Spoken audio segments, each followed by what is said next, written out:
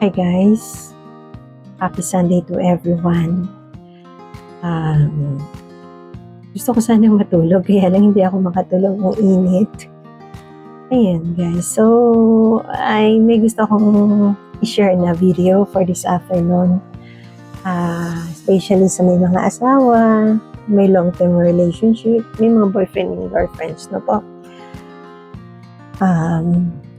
For today's video, gusto kong i-share about cheating. So, the question is, dapat pa bang balikan ang partner nyo na nag-cheat sa inyo? Well, I guess sa iba, yes. They're giving another chance, a second chance. But guys, for me, it's no. Hindi na. Kasi pwede kong palampasin ang ibang bad vibes, ang ibang bisyo. Pero pagdating po sa cheating, it's no. Ayoko. Why? Bakit? Tanungin niyo ako bakit? Okay. Kasi parang hindi ko kaya. Hindi ko kaya makipagplastikan. Parang every time na kaharap ko, niiisip ko yung mga ganun. Parang hindi kaya. Hindi kaya ng ng powers ko. Promise. Once ng partner ay nag-cheat, hindi ko kayang balikan. Hindi ko kayang tanggapin bilang isang partner. Siguro casual, oo, pero yung maging okay, no, it's no. Alam niyo guys, kasi parang pang-i-insulto yun sa pagkatao mo, di ba? Para bang may kulang sa'yo, di ba? Kaya siya hinanap sa iba. So, once na ginawa niya yun sa'yo guys, bilang partner mo, wala na siyang respeto sa'yo. So, I guess, hindi ka na niya mahal. Kung mahal ka man niya, bakit siya naghanap ng iba? Bakit niya sinubukan? Diba? So, for me guys, it's no. Kasi, una, lagi kong iniisip, nag-cheat siya. I don't know kung anong klaseng tao yung kanyang naging partner. Diba? Na naging dahilan ng pag-cheat niya. Hindi ko alam kung anong klaseng tao. Gaano ka ba katiyak na naging partner niya. Diba? Gaano ka katiyak? Alam niyo naman guys, sa panahon ngayon, usong-uso yung mga ganyan. Tsaka, yun guys, yung mamatay ka na lang sa ibang sakit, wag lang doon. Diba? Hindi lang nakakatakot, diba? Nakakatakot yung mga gano'n. Parang hindi mo alam kung ano ang gagawin mo, kung ikay mahawa sa mga gano'n. Kasi hindi ka sigurado, diba? Ito, partner mo, nagkaroon ng ibang partner, tapos yung pinartner niya, may partner pa ng iba, tapos yung partner na iba ay naging partner pa ng iba. Diba? Di nagkaroon na ng saling-saling lahi. Diba? So, nagkaroon ng pag-transfer. No? So, yun ang dapat iniingatan natin. Kaya, para sa akin, kapag nag-cheat yan, ibig sabihin, may nangyari rin sa kanila. Diba? If something's happened, pwede ba namang hindi?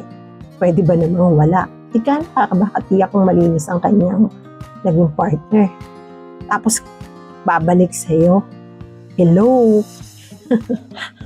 Sorry ha. Hindi ako suplada. Pero, sorry ha. Hindi ako ganun. So, yun guys. Huwag ka masyadong pakatiyak. Ngayon, kung gusto mong balikan yung nag-cheat mong partner, huwag kang magpakatiyak. Pwede niyang ulitin ulit yan. Sasaktan ka lang.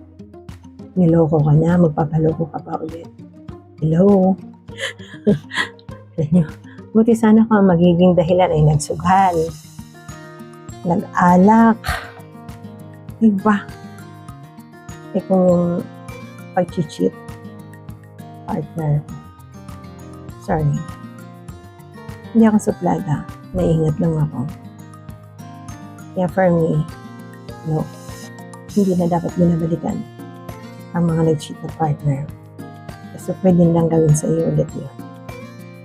Hindi ka natiyak sa kanila kung gaano sila kalinis. Alam mo guys, sa akin, hindi pinag-uusapan yung past. Hindi masyadong issue sa akin yung past relationship. Yung sa akin, ang gusto kong pag-usapan yung present. Yung present na kayo, tapos nagkaroon pa siya ng point something relationship. Yun ang ayaw ko sa lahat. Ayoko rin gawin sa partner ko. At ayoko rin gawin sa akin. Ang gulo talaga ng anak ko na to. Kanina ka pa. Gulo. Tuloy ko na. Nasa kalagitnaan na. Okay.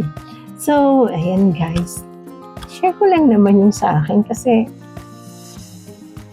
alam mo, parang ang hirap magtiwala, no, sa mga cheater, no?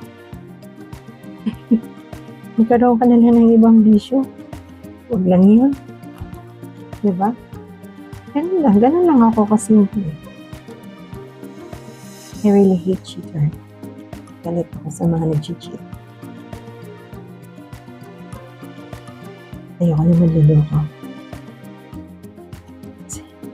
Ayoko rin manloko dahil ayoko rin niloloko ako. Okay guys. So, ayun. Guys, be smart enough when it comes sa relationship. Maging wise tayo. Kasi lahat naman tayo naman ang pwede mag-decide yan, di ba?